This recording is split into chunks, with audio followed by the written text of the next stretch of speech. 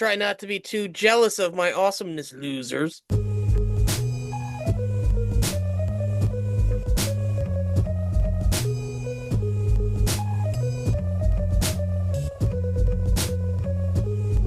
Hello, fellow netizens, and welcome to Scandalous Games, the show where we take a closer look at video game-related controversies. I'm Kevin Impellizeri, and I do the research and share a story of a video game-related controversy to my friends.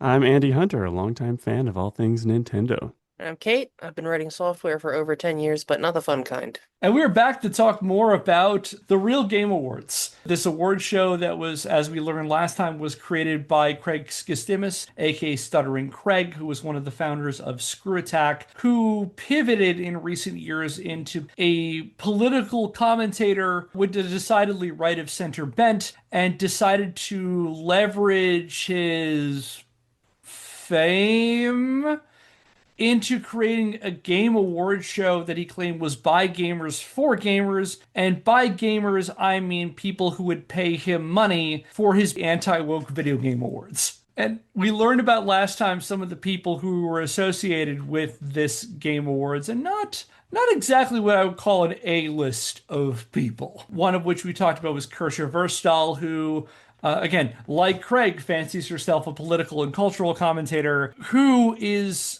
without going into too much detail from what we covered last time, is very popular among Nazis. So, as I ended on last time, I'm not going to debate these people. I'm not going to debunk them because it's not really worth the effort to do that.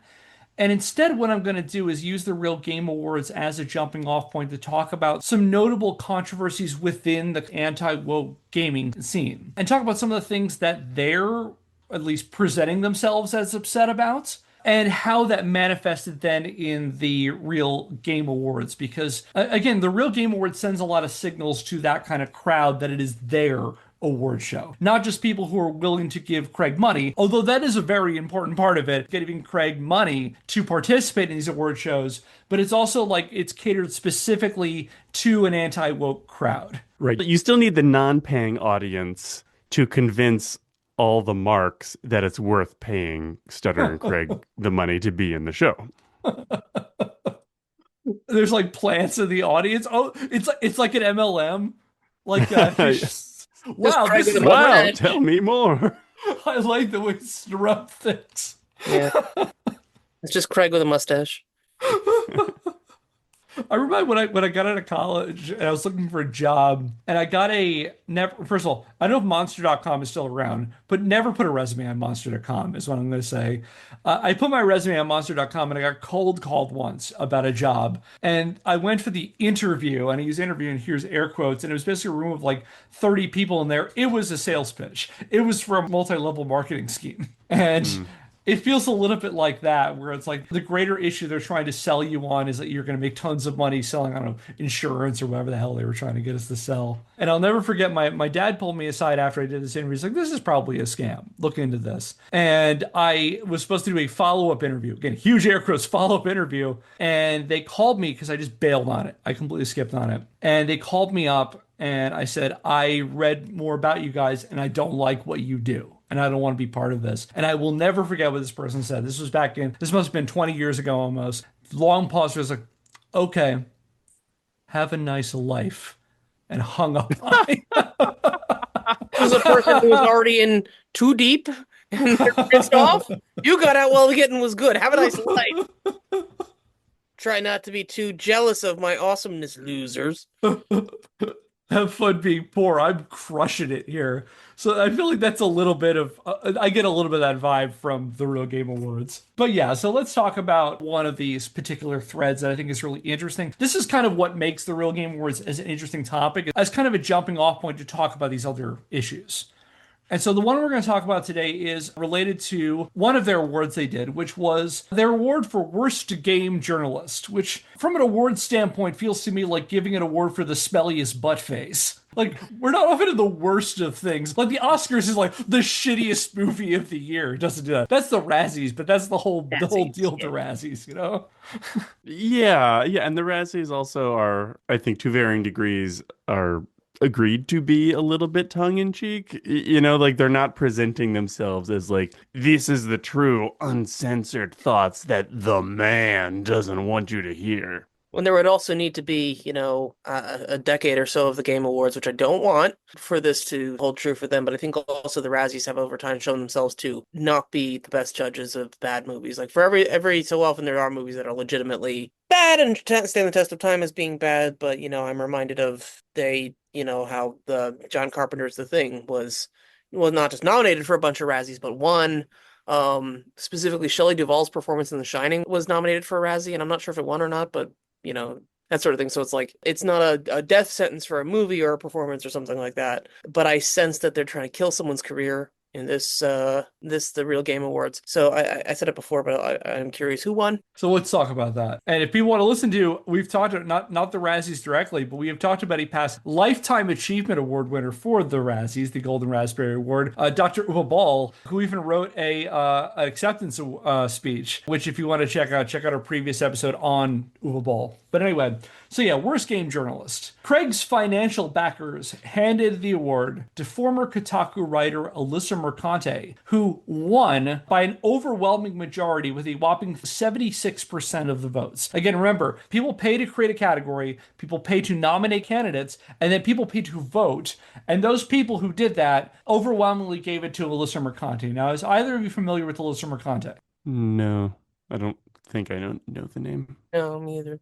As you can guess from that voting margin, Alyssa Mercante is an infamous figure in these circles. And several presenters at the Real Game Awards have spilled a lot of digital ink over her and her alleged crimes against gaming. For example, when he handed out the award for worst bait and switch to Dragon Age The Veilguard, which we're not going to talk about Dragon Age The Veilguard today, because I could talk a lot about what I think they had an issue with in this game versus what actually was the issue with this game. But anyway, so yeah, worst bait and switch to Dragon Age The Veilguard. The guy who presented that award was YouTuber Valiant Renegade, who congratulated the game, going back to Alyssa Mercante, congratulated the game, quote, for sucking more dick than Alyssa Mercante, end quote. However, there's a joke in there, and the joke, and I'm using huge air quotes, is that he cut off at the last word, at Alyssa Mercante's last name, whereupon he pivots this very sexist joke into a racist one instead, adding that the game sucks more, quote, than a Thai massage parlor, end quote. Again, the level of class you've got going at the Real Game Awards. Fucking classy, yeah.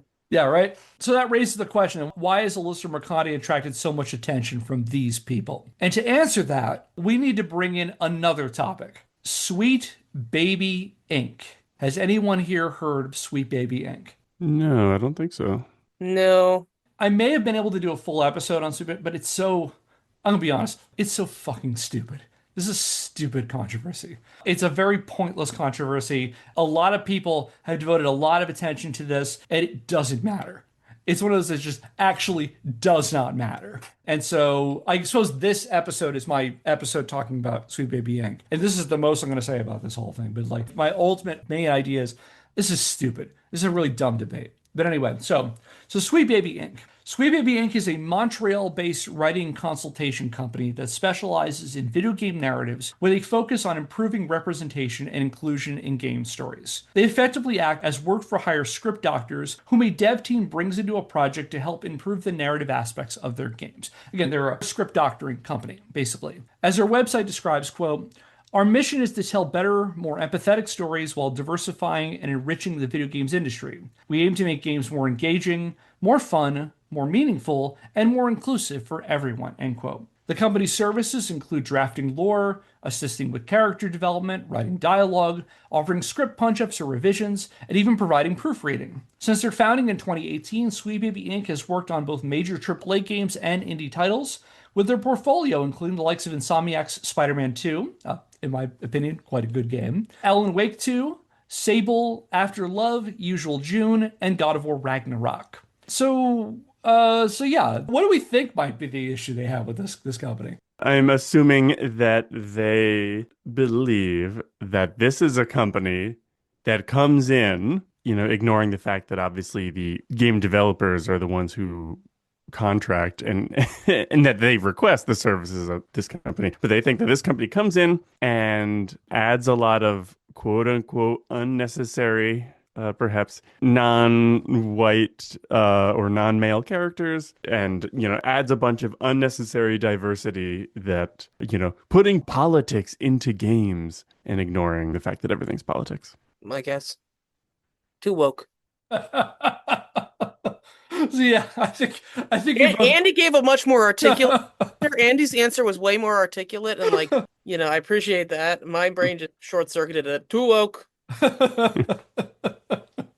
I think you're both in the right headspace for this. So yeah, by all outward appearances, Sweet Baby Inc. is a small consulting firm doing jobs dev teams hire them to do, as you suggested, Andy, assisting in bringing a studio's overall vision to life and helping ensure that stories involving marginalized groups accurately reflect those communities. So yeah, they're a contractor. They're contracted to do a job. They are hired to do something that the company wants them to do. However, the firm achieved a new status in anti-woke content creation circles, morphing into a corrupt, omnipotent shadow organization, sweeping into unsuspecting game companies and imposing their DEI-driven PC values and ruining games that we would all otherwise like were it not for all the pride flags and black, gay, and trans people that they are cramming down gamers' collective throats. And that's pretty darn impressive for a team of about 16 people. Yeah, it seems to be kind of the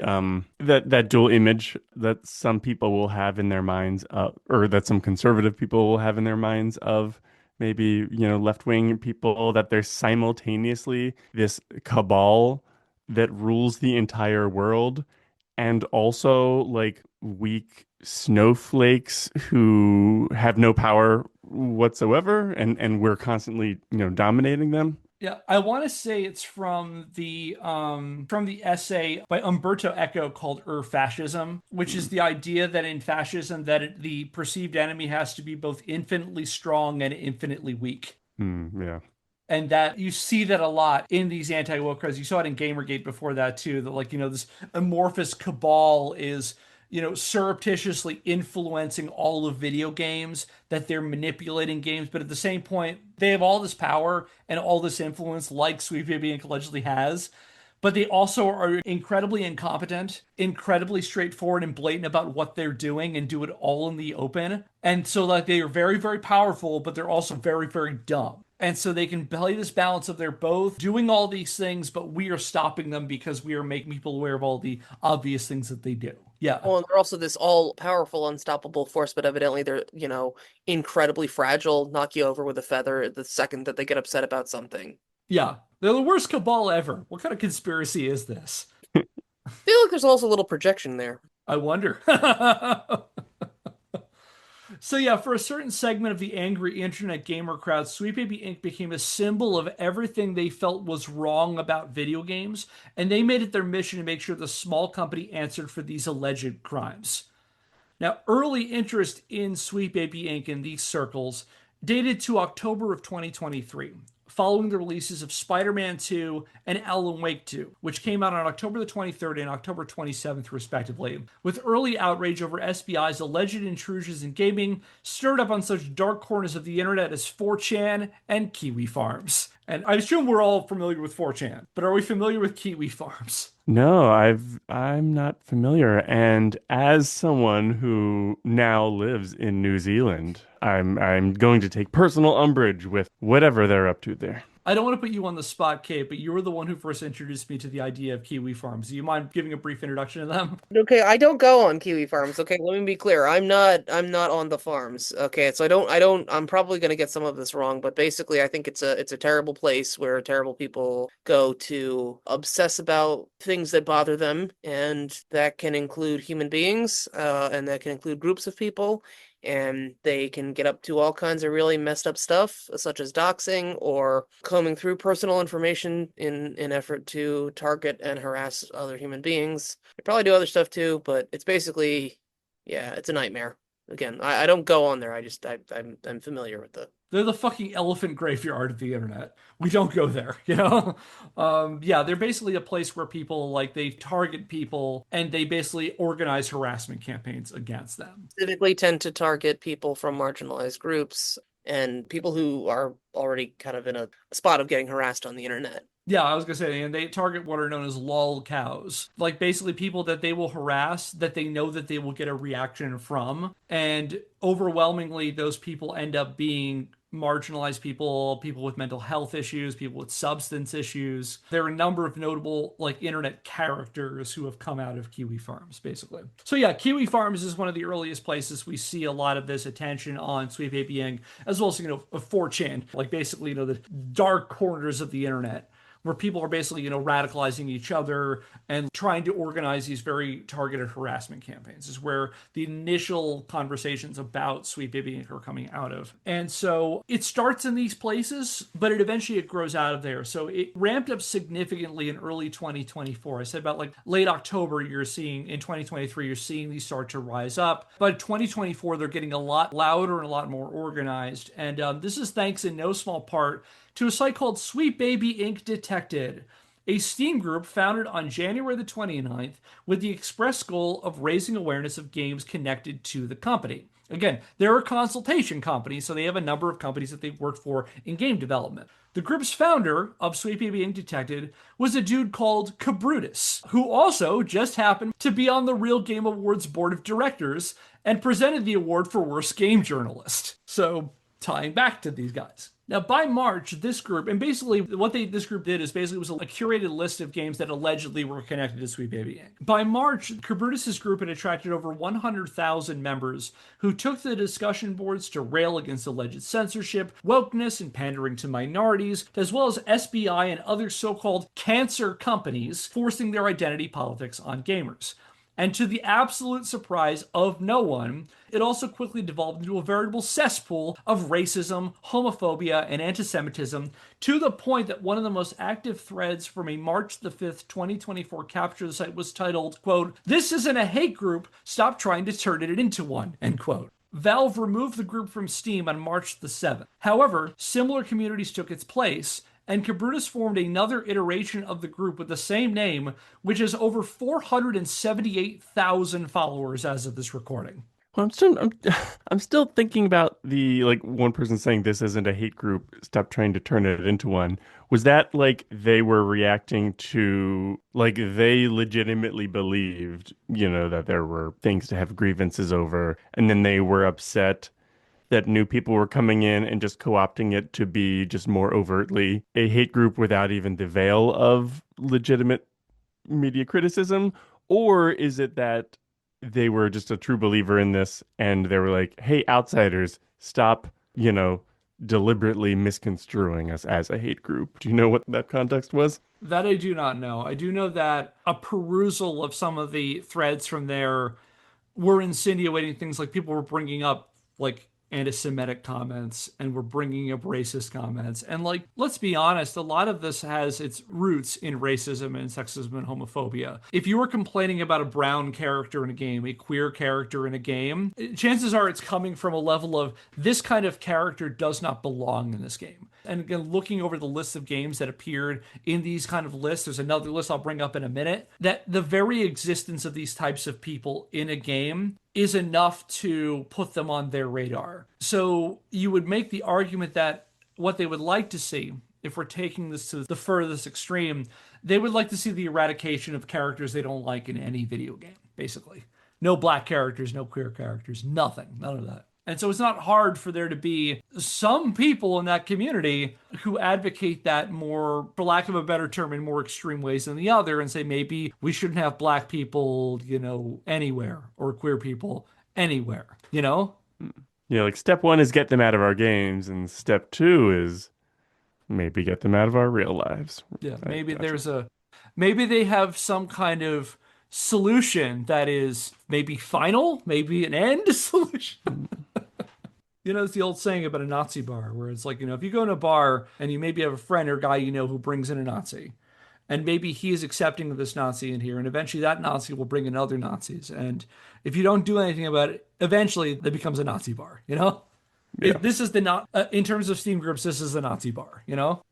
And Kabrutus, Kabrutus makes this site called Sweet Baby Inc. Detected, which people are saying is maybe a hate group, and Steam gets rid of it, although he brings it back. And I've said this before, I said it in our hatred episode, and I'll say it again here. Valve, sort out the Nazis on your platform. But anyway, Kabrutus also spun this endeavor into a website he called DEI Detected, an exhaustive list of games containing what he describes as quote-unquote DEI ideology, which in practice appears to be any game worked on by people or companies it doesn't like, or contains LGBTQIA plus characters, or allows players to select their pronouns. What's interesting about this, and this I found out today, in September of 2025, he introduced a multi-level scale on the amount of DEI content in a given game, which goes on a scale from DEI free, which are games according to the scale that Kabrutis has personally played and he can personally verify is devoid of woke content. That's on the one end.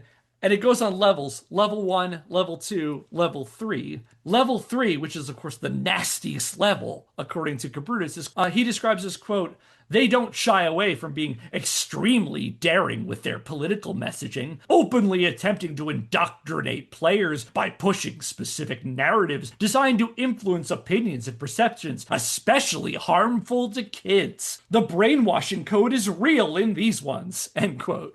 Oh man, that's just so funny. Like, so every now and then I'll check out the website Common Sense Media to see if a movie or TV show might be appropriate for us to show our 8-year-old son.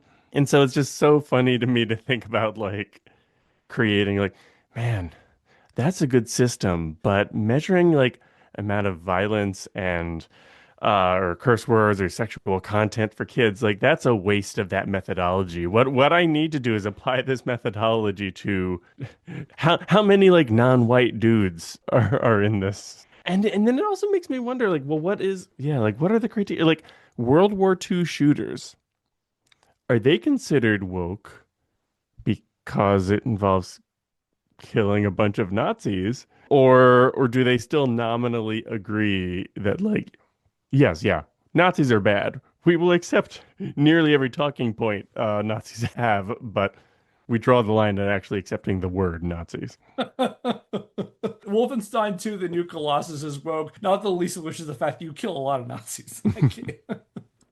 I played that, by the way, this year. Fun as hell. That's a really fun. I love Wolfenstein 2. That was a really fun game. I thought we could take a few minutes and actually look at DI Detected and go through some of the games that are on this level and just kind of see what kinds of games he's thinking about. So let me share my screen. All right, so this is his website. He has done some changes. The level system is new. That came, according to a note he has on his website, that came in September of 2025. So this is a new thing. We're recording in November, and I just found out about this. So you can go through, he's just got like random news, games that he's recently added. And so here's the games list. I swear this games list is a lot smaller than it used to be too. As it stands right now when we're recording, it has 61 games on it. Again, from his level from DI free to level 1, level 2, level 3. Level 3 again, the bad level. So you can tell because of all the red. So we have here a couple of games here. It's alphabetically listed, so you can see games like Alan Wake 2 is level 3. Assassin's Creed Shadows is level 3. Assassin's Creed Valhalla is level 3. Concord, which is level 2, which is fascinating because ostensibly this is a list of basically games that Kabrutis thinks that you should or should not play. And Concord is literally impossible to play right now. The servers have been dead for a year. Like, they don't exist. This game does not exist anymore, and it's living rent-free in Kabrutis' head. Well, I mean, Kevin, this is not just a recommendation of should you or should you not give money to these developers. It's also an important historical record. So I think, Kabrutis is perfectly right to keep up his recommendations about whether or not it's worth playing. Canceled, delisted game Concord. I'm glad you mentioned that too, because not only are games that are no longer available to play on here, I noticed one today. I'll skim all the way to the bottom. They have Marvel's Wolverine. Marvel's Wolverine doesn't exist yet. It's not out. But what? So he's saying, out, like, based on a trailer I saw, I don't know, there's like one non-white person maybe. Level 2 DEI on this one. Its game doesn't exist yet. Oh, but what? They just know that, like, oh, okay, so Sweet Baby Inc. worked on this. So yes, that is a criterion because Sweet Baby Inc. worked with an Insomniac, which made Spider-Man 2 and Spider-Man Miles Morales, which, if you look on the list, Spider-Man 2 and Spider-Man Miles Morales are level 3 alert because of their involvement with Superman. But oddly enough, Wolverine has only a level 2, despite the fact, and you can see his justification on here, which is just literally just that Sweet Baby Inc. was involved in this project back in 2021, which if your math is correct, is 4 years ago. Well, 5 years ago. 5 years ago when we're going to release this episode, but Well, I guess so. This is what DEI detected, and it spun out of Sweet Baby Inc. detected. So correct. uh, I guess that makes sense. You'll notice also Marvel Spider-Man 2 and Spider-Man Miles Morales are both on this list, both at level 3. I'm curious why Wolverine is 2 and they're 3. Because you think the same things would apply for all of them. Maybe it's because the game isn't out yet. He can't say for certain whether or not how woke it is. Yeah. Other ones that are on here, Paper Mario The Thousand Year Door, level 1, which is because Nintendo removed the Goomba's catcalling Goombella in order to, quote, reflect modern audience sensitivities, end quote.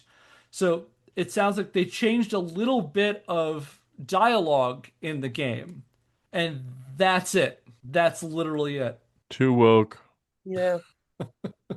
I was going to enjoy those catcalling Goombas. That's the hill. And now I can't. Yeah. That's Wait, the hill I wanna Pokemon die. Go is level 2? Pokemon Go is level 2 woke on here because they changed the character models on some of the characters, and they are now less fuckable than they were before. Oh my. Almost imperceptibly so, I'll say. Like, I mean, I do see a small difference, but it's so small. Like, my God. Yeah, so in picture 2 here, the character's shorts are just slightly longer. So you just see a little bit less of the skin of her leg, I think is the only difference. Oh, and also I think her Her waist waist. is slightly more realistically proportioned. Yeah, So yeah, exactly. She's a little less hippier, yeah, and she is browner, darker skin color. I'm just gonna point that out. it is. And I actually couldn't even tell. I mean, to me, they both. Yeah, You yeah. could tell me either of those pictures is of a non-white person, and I'd believe you, or is of a tan white person, and I'd believe you. I was the more other, thinking it was the outfit and the body shape. Yeah, they're so hard to tell. Like, this isn't like Lola Bunny. I'm simply assuming they would consider Space Jam 2 woke because they gave Lola Bunny smaller breasts in that I movie. know it's harder for them to jerk off to Lola now. They'll find a way though. Don't worry. I'm sure. Oh, Rule 34 is always in play in the internet. And the other reason is apparently that there was some consultant group that was brought in. So it has here, what about Pokemon Go? What happened to it? Well, it's very simple. DEI happened. A DEI consultancy company called GamerX has been involved with Niantic for some time now, and we're starting to see the fruition of this partnership. So just, woke all over the place. And the characters are less fuckable. Well, I mean, listen, he makes a good point. I mean, do I want to play a game that is like 1% less horrifying for me than it was before? No, we have limited time on this earth to jerk off to children's video games. That's going to be the bumper.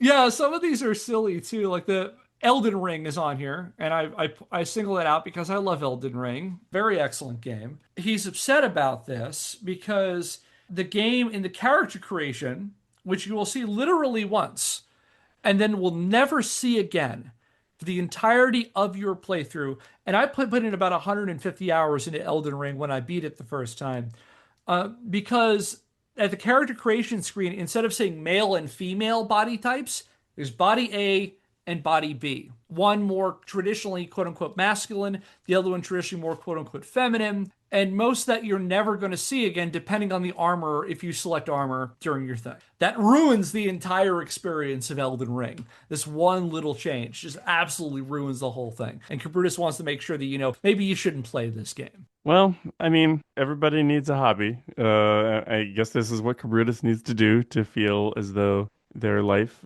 has meaning and purpose. Onward anti-woke soldier marching as to war. I mean, I don't have that much free time as, middle-aged person with a job and everything, but I like to spend that free time, enjoying video games. Clearly, Cabrutus has different opinions, and his audience, those 470,000 people, are more interested. It seems they're just as interested in what games am I not allowed to play. Anywho, I thought it was worth paying a little bit of attention to that. So going back to Sweet Baby Inc., going back to this movement in general, because I'm focusing on Cabrutus right now because he was involved in the Real Game Awards, because he was on their board of directors, because he gave this award to Alyssa Mercante. The reason I focus on this, but if you go on YouTube right now and you just type Sweet Baby Inc., you'll find countless videos about this stuff, about their alleged nefarious influences in gaming. There are lots of people who've devoted a lot of time to this. And going back to Sweet Baby Inc., that's the funny part. Like, the funny part is how much they're obsessed with this. The less funny part is what they do with that. Because the tactics employed against Sweet Baby Inc. were depressingly familiar tools in the online reactionary playbook going back to Gamergate. Again, going back to the fact that places like 4chan and Kiwi Farms are the first places we see this stuff. And the tactics are very similar to those. So, for example, sending harassing messages to Sweet Baby Inc. and their employees and their clients, and peddling a bunch of nonsense conspiracy theories, such as blaming SBI for the presence of non-white characters in various games, basically insinuating that they wouldn't be there were it not for outside meddling, and accusing the company of imposing racial quotas on titles that they worked on. And again, this is a work-for-hire contracted script consultation company. They're doing this because the companies hire them to do this, and a company is not under any obligation to abide by what a consultation firm tells them. They could hire them and completely ignore them. They have all the power in this. SBI is just their employee. They're their client. Like, they don't have that kind of power that they say that they do. Like, that just is not a real thing. It doesn't exist. They're getting mad about a thing that isn't real. An absolute fabrication is not real. And so, like, they don't have the power to do anything that the company hiring doesn't want them to do. And as their employers, they don't have any obligation to abide by them. And what's really frustrating about this is that these kinds of attacks started getting legitimacy in larger online right-wing hate circles. So, for example, Elon Musk started posting about Sweet Baby Inc. And Chaya Raichik, I don't know if you're familiar with Chaya Raichik, she runs a channel called Libs of TikTok. I have heard of Libs of TikTok. Yeah, I have. And basically, a lot of what Libs of TikTok does is it spotlights people that they think are.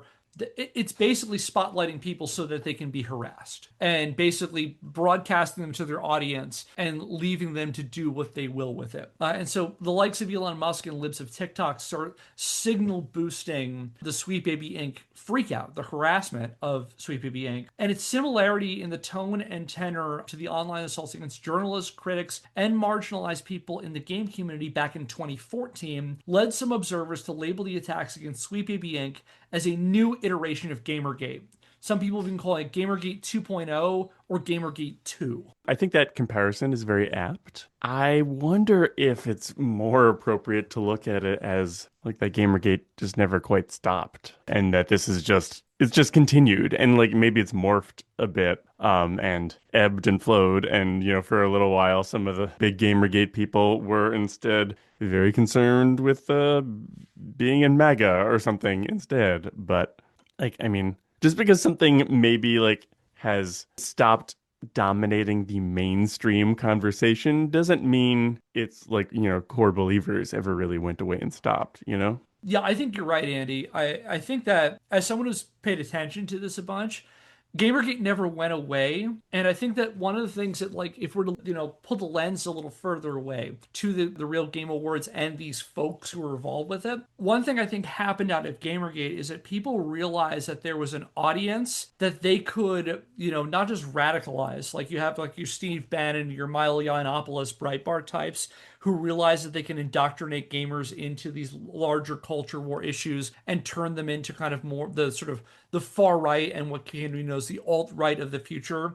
And you can see a lot of connections between what eventually got Trump elected in 2016 to the kinds of online mobilization that started 2 years before that. Like, you could draw a straight line from Gamergate in 2014 to Trump in 2016. But you also saw a whole bunch of people who realized that there was a market for this.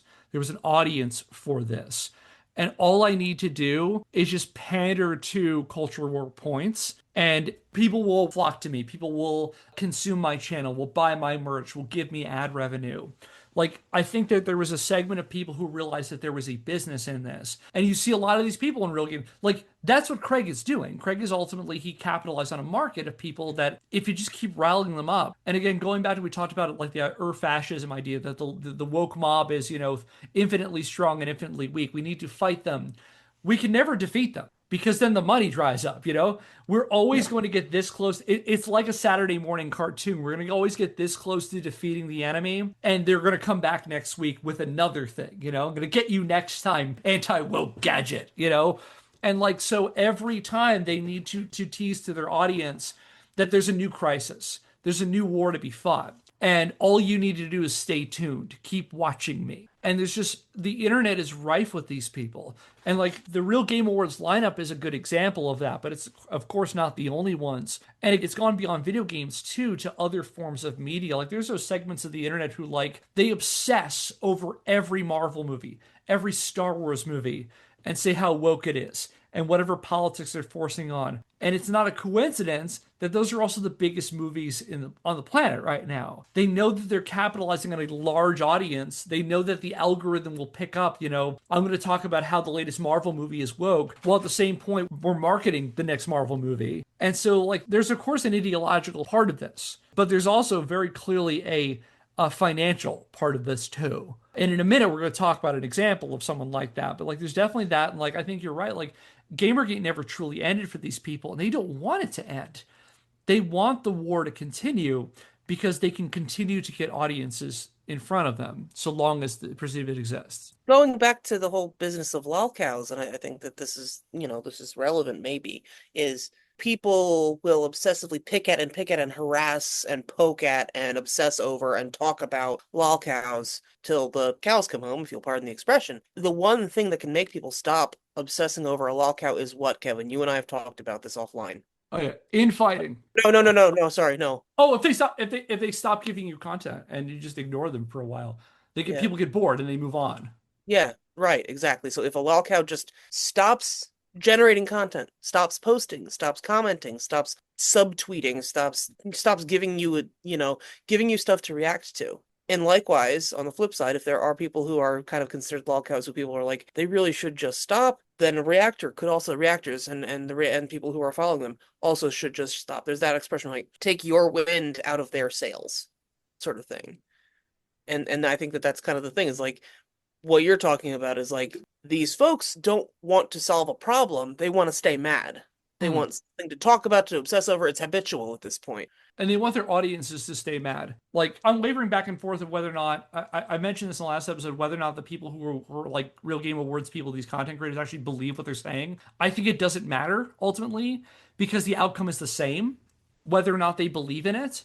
But they have to constantly jingle the keys in front of their audience to keep them mad, to keep them having attention. And so, like, everything that Sweet Baby Inc. does, because they are an active company, always provides new fodder for content that they can say, well, this game's being made. Sweet Baby Inc. is making their nefarious influences or whatever. So they've created a constant thing, at least until Sweet Baby Inc. is no longer trending. And I've seen this since I started writing these episodes. I've seen a couple of these kinds of trends to come and go, what they're mad at and what things are the algorithm picking up, such that they now pivot to that.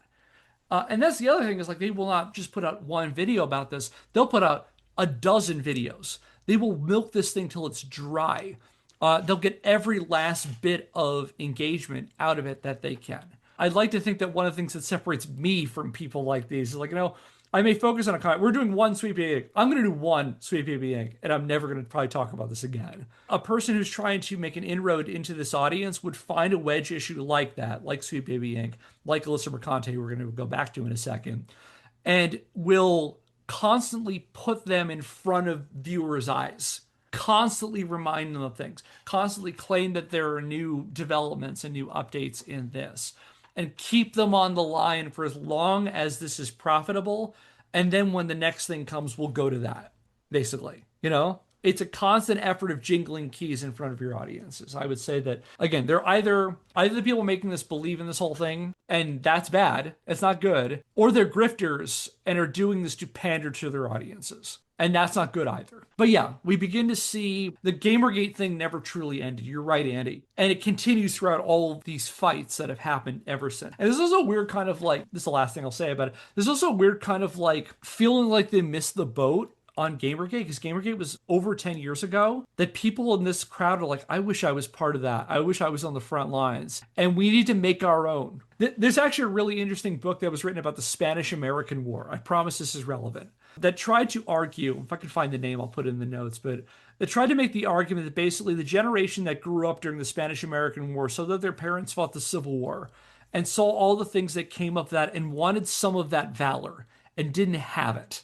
And so they get involved in this very relatively small, relatively insignificant, still deadly, still colonialist war in 1898 against Spain as a way of kind of, on some aspect, trying to capture the old glory, bring back those kinds of glory days, and let's have it for ourselves kind of thing. Hey there, fellow netizens. This is Kevin in the editor's chair with a brief addendum to this because I didn't remember the book in the immediate moment, but thankfully Google was pretty helpful for this one with a book that I read way, way back when I was an undergraduate. The book I was trying to think about was Kristen Hoganson's book, Fighting for American Manhood, How Gender Politics Provoked the Spanish-American and Philippine-American Wars, published in 1998 by Yale University Press. Now, I gave a vastly oversimplified description of what the book covers, but if you want to check it out for yourself, I will put a link in the description if you'd like to read it on your own. And with that, back to the show. I think this is definitely something that's happening with Gamergate 2.0 stuff. And so this is happening. These harassment circles are happening at this time with Sweet Baby Inc. And also with Gamergate, going along with that, as with Gamergate back in 2014, anyone who attempted to challenge the harassers' assertions, who tried to question the narrative, ran the risk of finding themselves in the Gamergate 2.0 crosshairs.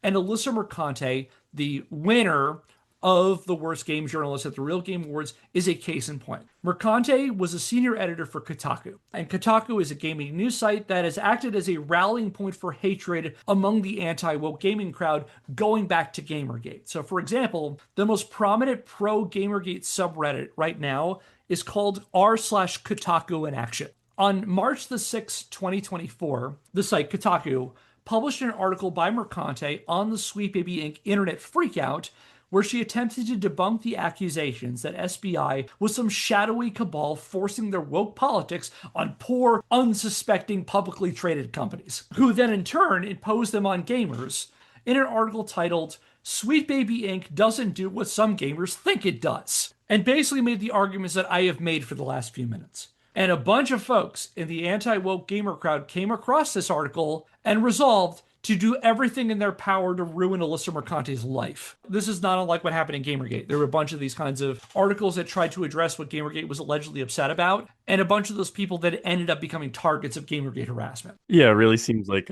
shades of Anita Sarkeesian. Yeah, Anita Sarkeesian. I mean, there's a lot I could talk about that, because the harassment campaign against Anita Sarkeesian actually started 2 years before Gamergate, and she got swept into this. But there were also some game journalists who commented on this at the time who then became targets of harassment because they talked about it and then fueled these content mills that we've talked about, like with SBI. And so, yeah, a bunch of these people see this article of Alyssa Mercante basically debunking this whole thing, saying it wasn't a big deal. And they basically like, okay, we're going to try to wreck her life. Kiwi Farms doxed her in July 2024, sending her rape and death threats and eventually getting her fired from Kotaku. And attacking Mercante and Sweet Baby Inc. became popular pastimes in the outrage farming communities. So I'm going to just show you really briefly. I'm going to share my screen one more time. I searched on YouTube. I just searched Alyssa Mercante and I filtered it by most viewed. And this is the kinds of stuff you see. So you'll see like a lot of images of a headshot of Alyssa Mercante, some of them like manipulated or made to look with AI, and a lot of all caps things, a lot of them by Asmongold, which we do not have time to talk about Asmongold today. But you'll see the view counts on these This one from Asmongold Clips, it's titled Total Gamer Victory from 6 months ago, as of a recording, which is 1.4 million views. Another one from Asmongold Clips below that, 1 million views. YouTube actually shut her down, it says. One below that, 990,000 views, same channel. She's suing everyone. It's almost like telling a story, because the next one is, now she's trying to get me banned. 963,000. Everyone's like telling its own one-sentence story.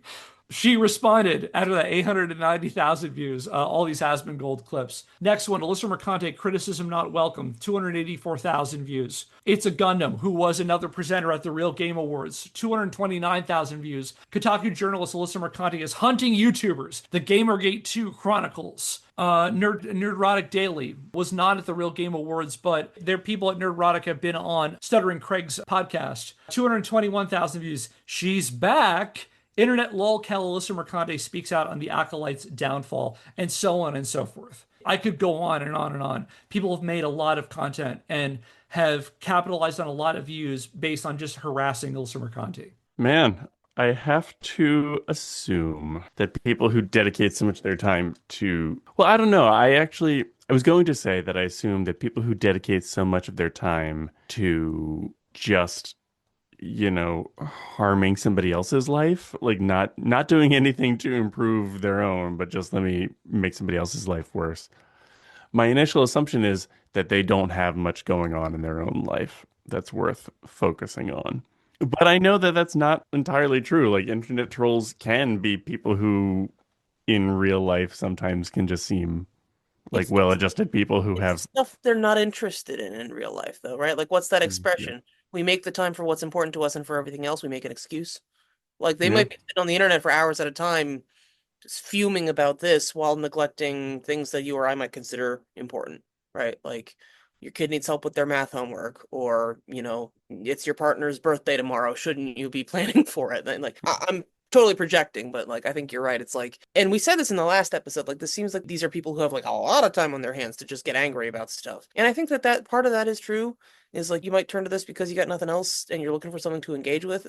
That might be the start of it. But I also feel like you're right, Andy. Like, it could be not so much that they actually have nothing going on. It's that this is more important to them for whatever reason. Imagine one of their partners is like, well, our son Billy is sick. We need to. It's like, not now. I'm owning the libs. Or like every Facebook argument, they'll bring it back to that. It's like, well, Yeah. if our child is sick, it's because the liberals did something. I don't know. It's the woke. They saw that there were pronouns in a game, and it wrecked my kid. Knowing these people, I only get to see on every other weekend.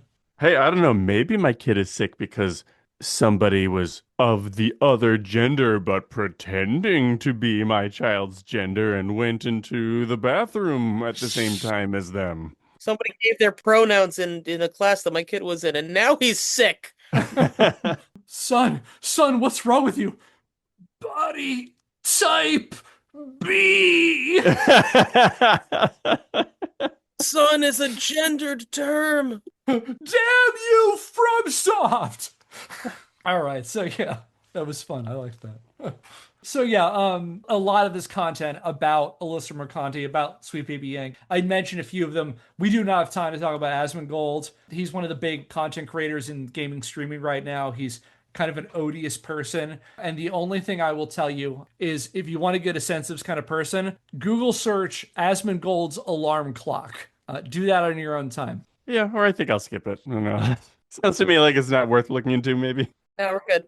We're so good. So yeah, these people, there's again this whole subculture of people who all they do is just farm Alyssa Mercante for content, who put out harassing things, claiming she's doing this, that, or the other thing. And one notable figure with a bumper crop of Sweet Baby Inc. and Mercante fuel rage bait was Jeff Tarzia, aka Smash JT, who, by a strange coincidence, presented at the Real Game Awards the award for Best Game Journalist. And by strange coincidence, I mean he paid Stuttering Craig $1,337. He was a elite supporter.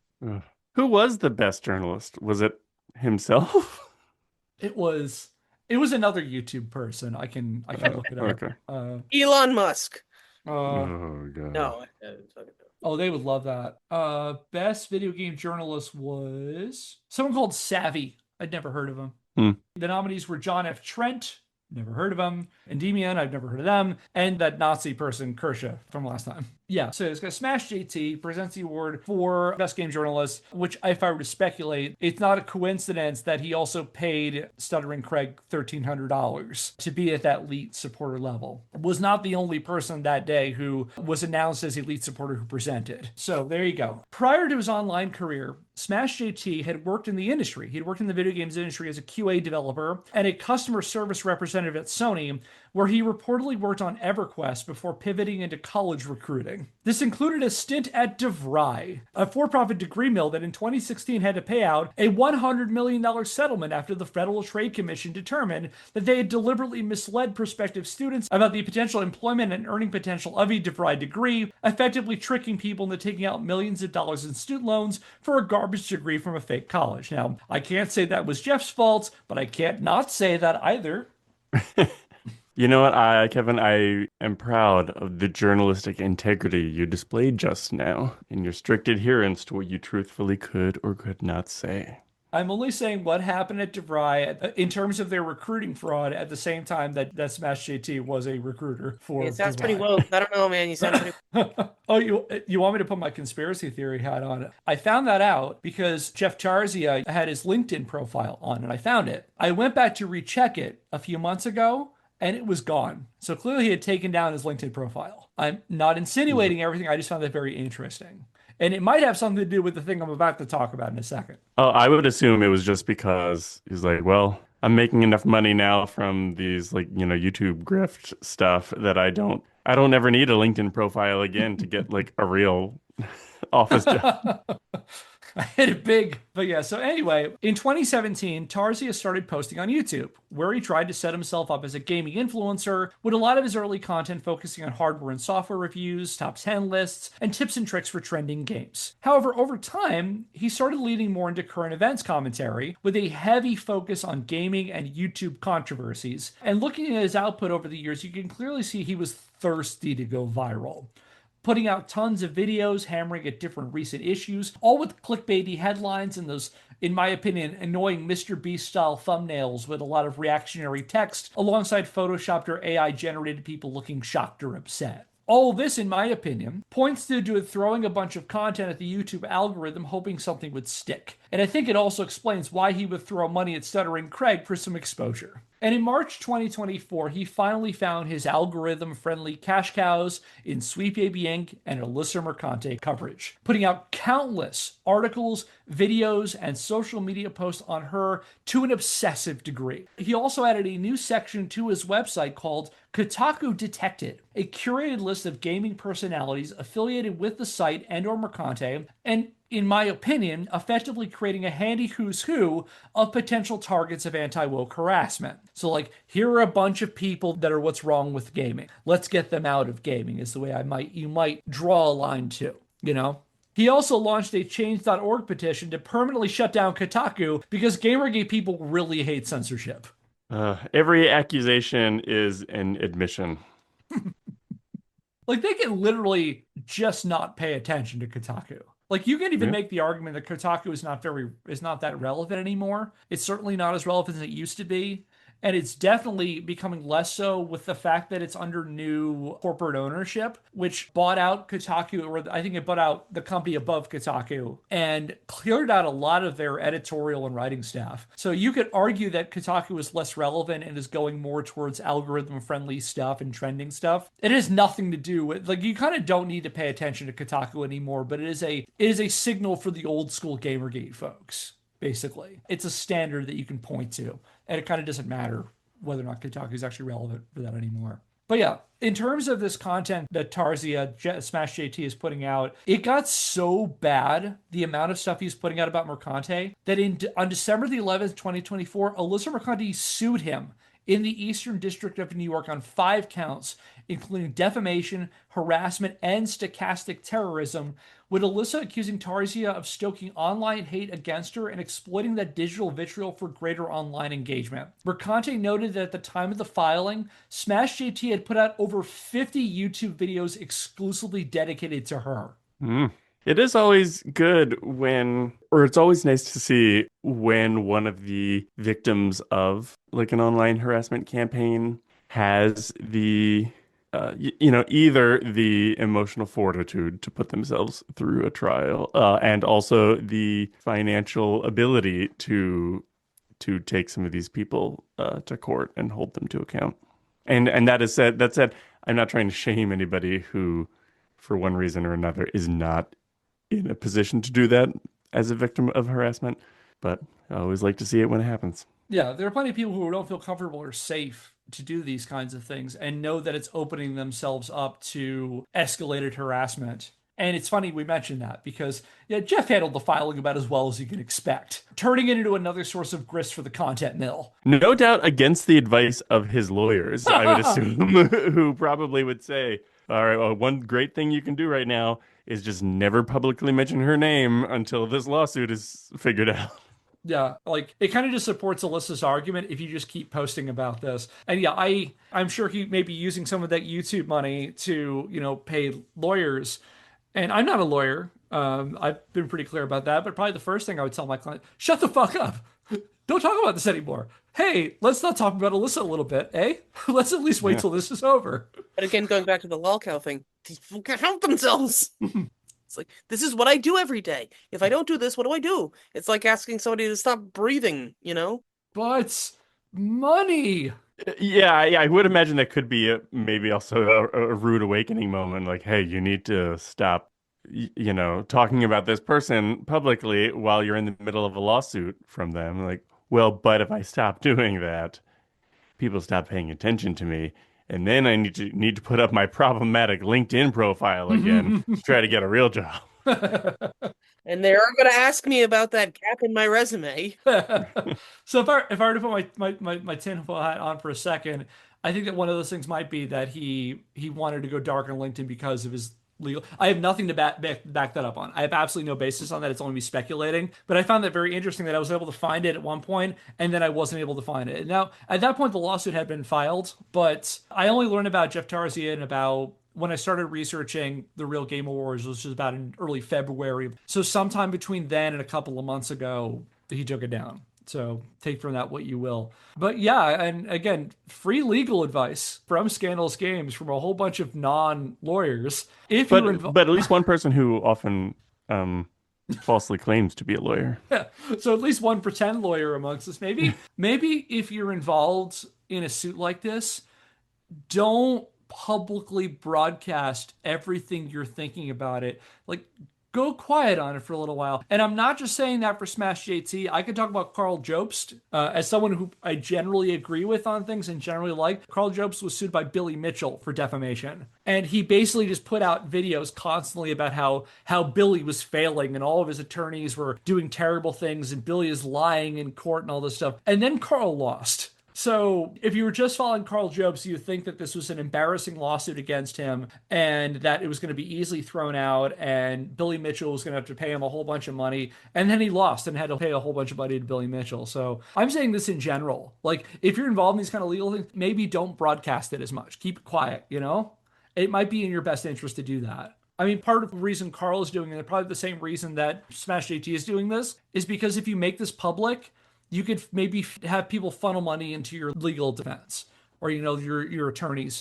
So there is a certain incentive, I guess, to keep posting through that. I'm kind of talking my way through this, but there's an incentive to keep posting through it because if you keep giving these updates and if people think that the case is just about to be won, we're just, $500 more away from winning this case, that you can then keep people on the line to give you money. I think I've just kind of ascertained, as I've been talking, what the grift is here. God damn it, I think I figured this out. But yeah, Jeff, he mines it for content. He will put out videos. He kept putting out videos by Alyssa Mercante. He still put out videos about Sweet Baby Inc. He would put out videos about the case. And then in turn, people who were in these circles started putting out other videos on the case too. I don't know if you noticed in that list I was showing you about Alyssa Mercante and the top views, one of the ones that I didn't mention was from Smash JT from 10 months ago as I was recording. 170,000 views. Alyssa Mercante caught destroying evidence from her lawsuit. So he's actively trying to exploit the lawsuit for content. And again, maybe also, helping to pay his legal fees. But anyway, so Jeff also accused Alyssa Mercante of doxing him. And on top of that, perusing his website and his YouTube channel, you can see at this point he is pretty well set up in the anti-woke content farm, raging its wokeness, DEI, and whatever culture war battlefront is currently trending with clickbait headlines like, and these are all from his website, these are article headlines. Alyssa Mercante lawyer takes to Lincoln with insane, that's in all caps, insane is in all caps, Gamergate rant. Sweet Baby Inc. just got exposed as a massive Canadian government-created propaganda organization. Relooted, which is an indie game, is the wokest, most racist stealing simulator ever. And I'll bring up a couple of just examples of the kinds of things he's on about as we're recording this. I will share my screen again so you can take a look at what his channel looks like. So you can see that he's still going into this whole, again, very clickbaity, a lot of these big text things. We've got breaking, Take-Two CA Strauss Zelnick sued with insane allegations, which I assume that's Strauss Zelnick with his shirt off on the video thumbnail. Abandon all hope, CD Projekt Red embraces woke place. I see he's got a thumbnail of, I believe, Pepe, who was a figure really embraced by the 4chan. He was a cartoon character who was usurped by that crowd. Yeah, Pepe looks upset in that thumbnail. Yeah. Sad Pepe. No, distressed. We've got Slimy. Sony tricks gamers with misleading PlayStation stats. And not just the content, like what the headlines, look how often he posts. So looking at this feed, he put out, in the last 24 hours, he put out 4 videos in 24 hours. Whoa. How long are each of the videos? I can't really tell from the screen. Look like they're between 13 and 19 minutes. Okay. All right, that's still a lot. Does he edit them? It's really shallow. It's basically just him on a live stream, just like pulling out an article and just talking about it off the cuff. Like it's lazy. And like that's how he's able to put out so many so quickly, because he's not concerned about standards. So the same way that a lot of the right-wing grifters, do their own podcasts and YouTube stuff, is that they're like, what's an article? I'll read the headline and react to it without actually investigating any further. Which, as we talked about last time, that's Stuttering Craig's side scrollers, is basically that. It's him and a bunch of people just looking at a headline and skimming through an article and reacting. Again, going back to what we said about him talking about his lawsuit. So like a couple days ago, judge responds, Alyssa Mercante's lawsuit is falling apart. So like he makes sure he's putting out at least a little bit about his lawsuit, in addition to, again, all these other trending things. And like other games that make them mad, like Ghost of Yotai, Assassin's Creed Shadows. It's a lot of this kind of stuff. And it's similar to what a lot of people in these circles and a lot of the people who are involved in the Real Game Awards do. Jeff sucks. That's my opinion. He's not a great guy, is my opinion. So that kind of wraps up what we were going to talk about today. I'd love to hear what do people think of this journey we've taken so far. We've talked a bit about Sweet Baby Inc. and the harassment campaigns involved around it, and Alyssa Mercante, as a way of talking about one of these things that the Real Game Awards folk and their audiences / customers also have been focusing a lot on. Yeah, seems like, just continuing the thoughts from last time of understanding how dismissive this sounds. But ultimately, like, get a life, guys. You, as a person on this earth, you have the potential to have a beautiful soul, and that potential deserves you to just spend time doing things that bring you joy, as opposed to doing things that make you miserable or that make other people miserable. Like, I feel like it's just such a shame of a waste of human potential. Yeah, it's like garbage in, garbage out, right? Like however you feel about it, if all you do is sit around all day consuming content about and thinking about and then producing content about stuff that makes you angry, you're gonna be fucking miserable all the time. And, I agree with you, as dismissive as this might sound, as it's like I don't have terribly deep thoughts about this. I'm not even thinking, oh, I wish they would stop. I mean, don't get me wrong, it's not great that they're doing this stuff, but I recognize that kind of I don't know, it's I had a thought there about what I was gonna say. That's basically like, I hope they had fun in their little echo chamber, right? where they're just searching for validation of the opinions that they already hold. Yeah, I agree with you, Andy. It's just the sadness about it is like it's such a waste of time and a waste of potential. Like, think how many Marvel movies you could watch instead of doing this in that amount of time. You're like, well, I've already seen the Marvel movies. Okay, then imagine what other movies you could watch, or imagine what other stuff you could do besides this. Is this your legacy? What have you done? What are they going to write on your tombstone about this? Or like, do literally anything else. Just like, I try not to do things and spend substantial amounts of time on things that make me miserable. And it seems like the message they're presenting is how awful games are, how awful these companies are, what they're doing to our video games, how they're ruining everything. Like, again, to the point of having like entire curated list of games that you should definitely avoid because they have, like a body type A, body type B instead of male or female. It's like, dude, like, I know that saying go out and touch grass is a cliche, but it's like, do something that makes you happy. Clearly, this isn't it. Clearly, you're not like, maybe you just like, maybe you don't, I don't think about like, I've done on this show, we've talked about video games that I don't personally like, or by game companies that I don't personally like. We've talked a lot about running with scissors politically and what they present in their games. We talk about destructive creations, the people that we argued were neo-Nazis who made it hatred. We talked about them, yeah, because I thought that was a really interesting story to talk about. I haven't spent really all that much time thinking about them since we stopped doing those episodes. I tried to do the things that I enjoy. I enjoyed doing this research as complicated feelings, being very polite as I have about the people affiliated with this. It was fascinating to look into this. I enjoyed doing that work. I enjoyed sharing that with you all. I enjoy having this good laugh that we're having right now with them. I will sit down after this and like, I will play the video games that I enjoy playing, and I don't care whether or not people like them or not. I am not going to sit here and spend all that time that it could be, for example, playing Elden Ring, railing about the games I don't like. Who cares? Life's too fucking short for that. Yeah. But I guess it's like, I think some of that is, the things people will do for money too. And I think there's an aspect of that too. And like, again, not the Well, least I of mean, which, I think I'm not to interrupt you too much. Sorry, like, yeah, but it's of all people, I think it was Dr. Phil had an expression of like, you know, you don't do something for no reason. You don't slam your hand in a car door for quite literally no reason, right? Like, there's a reason why you're gonna do something, even if it. So to your point, it's like, why would I sit there and expose myself to something that just makes me mad and sad and miserable on the internet unless there's a reason, like money?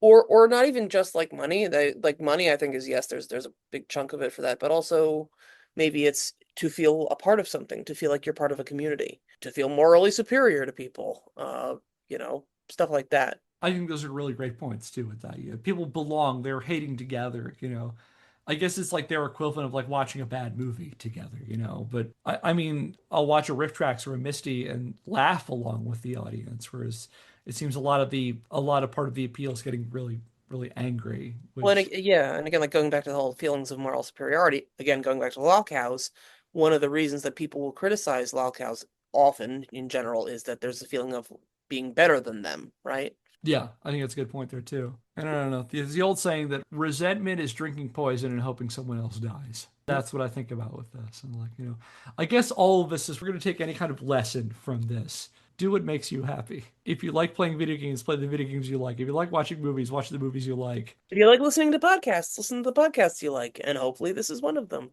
I hope so, yeah. And like, do things you enjoy. The time between cradle and grave is not as long as it should be. And do some things that you will feel fulfilled doing. Don't live the way I did and watch the real Game Awards to prepare for this episode. But even in that, you were doing it for something that you love. You love this podcast. If you didn't have this podcast, you wouldn't have done it. Absolutely not. Would not Right. have done And you love the Pulitzer Prize nominations that this podcast earns you. that. Yeah, both of them are very nice. All right, so what we'll do is next time we will continue this thread here. We will look at another one of these controversies that folks that were connected with the Real Game Awards got really, really riled up about. And if you like this one, boy howdy, the next one's going to be a lot of fun. That one's going to be a doozy. And so with that will do it for today's episode of Scandalous Games. If you like what we're doing and want to help the show, subscribe or follow us wherever you get your podcasts and leave us a rating. If you want to learn more, check out our website, scandalousgamespodcast.wordpress.com, where I publish the show notes and the sources for every episode. Our theme music is Occam Seekly by Seek Knowledge via the Free Music Archive, used under a CC BY NCSA 3.0 US license. If you have a question, comment, or idea for a topic for a future episode, email us at scandalousgamespodcast@gmail.com. And until next time, I'm Kevin Impellizeri. I'm Andy Hunter. I'm Kate. Thanks for listening. We'll see you next Scandal. Subscribe to Fat Roll Gaming on YouTube and listen to So We Were Talking About Beast Wars wherever you get your podcasts.